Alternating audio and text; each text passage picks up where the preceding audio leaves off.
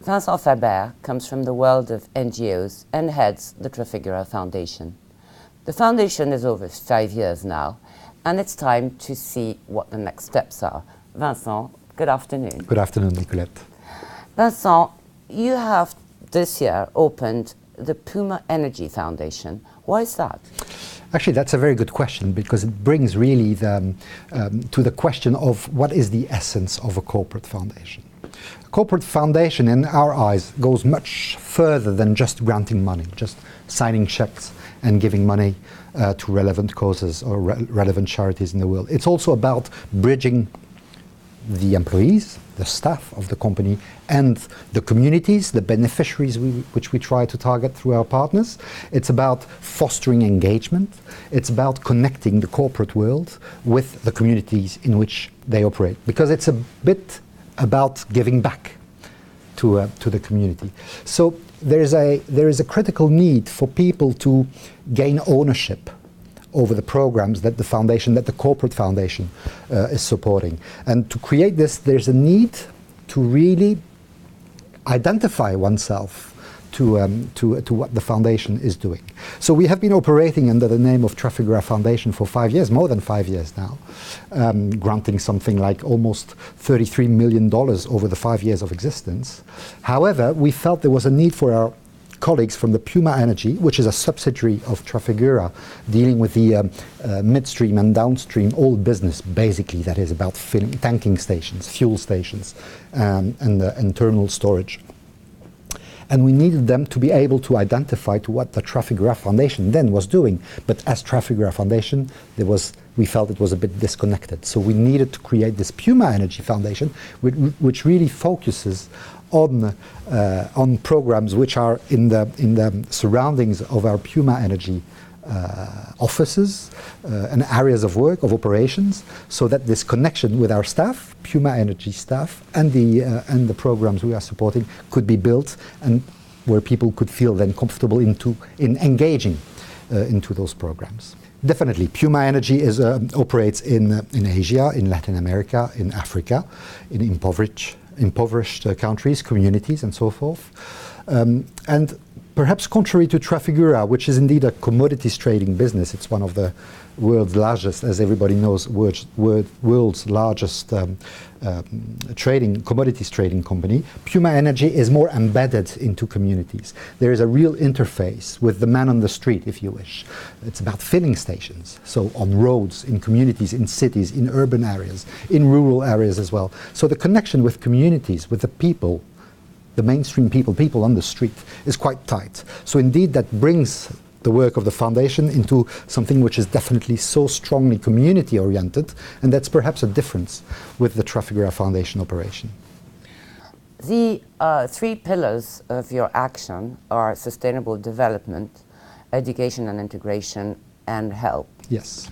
What are the various projects that you have initiated recently? And I'd like you to speak in particular of the Apopo rats demining initiative. It's indeed a very interesting endeavor. Actually, it's in Angola. Angola has been going through, as everybody knows, a 30 years civil conflict, and the country is infested with landmines. One of the core mission of the foundation, of the Puma Energy Foundation, is about social and economic development of impoverished communities, especially those in rural areas. And one of the ways of developing the communities is through agriculture.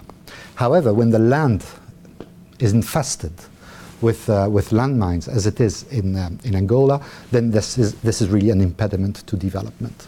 Angola, just to give you a few figures, there's an estimated 20 million landmines in Angola.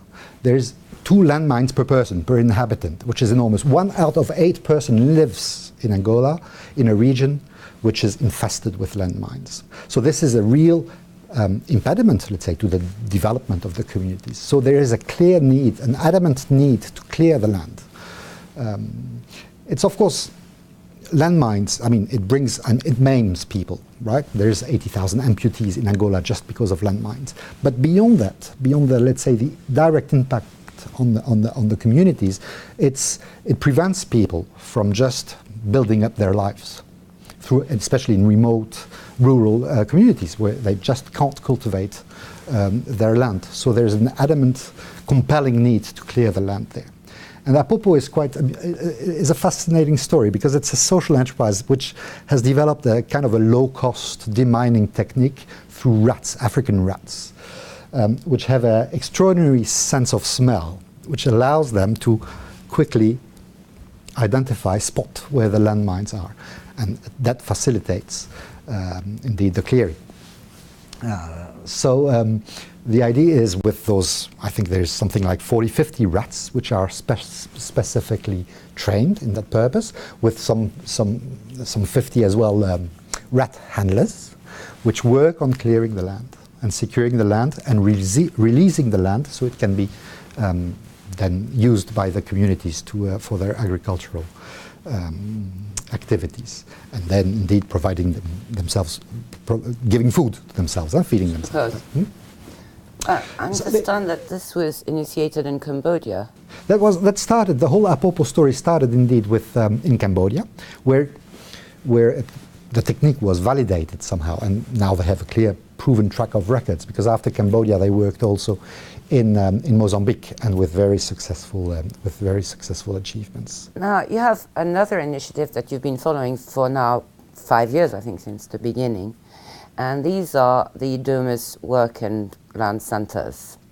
There was one in Stanford, I believe, and now a new one's been opened in New Orleans. Yeah. How does it work? What's new about this project?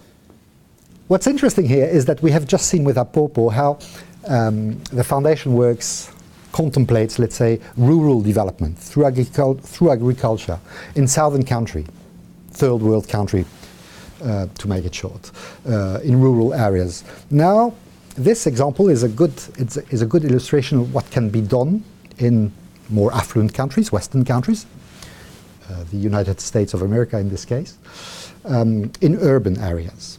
And the key word here is employability. I mean, we started this program indeed very early, I think in 2009 or something like this, working on marginalized youth, kids that were caught into violence, gangs, criminality, drug addictions. And we are true believers that they ought to be given a second chance, and they ought to be given the means to concretize that second chance. So we decided with Domus, which is a local charity in Stamford, that's in Connecticut, very close to New York, working on this program, Work and Learn Center, where those kids aged between 14 and 25 would be given soft skills, but also hard skills, and that could help them find a new path, a new way in life, a dignified and productive life in society. I like to say that we're trying to turn them from tax consumers through all the assistance schemes that are given to them into real contributors to society as taxpayers. And that's, I think, a good illustration to understand what is really behind the whole program. It was a very successful program. We have trained something like 300 kids so far over the last 4 years. And almost half of them have already found a job, are into a paid job. The interesting thing also here, it's built as a social enterprise because they are given those skills, trained through workshops, which work on really marketable products like carpentry, like bike repair shop, like catering. So, I mean, they can generate some income for the program, and that is also looking at sustainable solutions, because sustainability is really the key word for the foundation. And there is another purpose that you're trying to fulfill in this particular initiative, is to fight prejudice. Absolutely. In this case, prejudice against women. Yeah, in those marginalized environments, social contexts, I mean, the way men, or boys, shall I say, look at girls is pretty rough, to say the least. And I think it's also our role to, let's say, sensitize on these type of issues and try to create a different way the boys can look at girls more respectful way boys can look at girls. So we have encouraged our partner in New Orleans, who's called the Youth Empowerment Project, to work on schemes, let's say, moving a bit away from the classical, a bit sexist type of patterns where the boys would repair bicycles and the girls would paint nails or do some hairdressing. So we wanted to break that image, and we have asked them to start working on integrating girls into the bike repair shop. Vincent, thank you very much for joining us this afternoon. Thank you, Nicolette. It has been a real pleasure.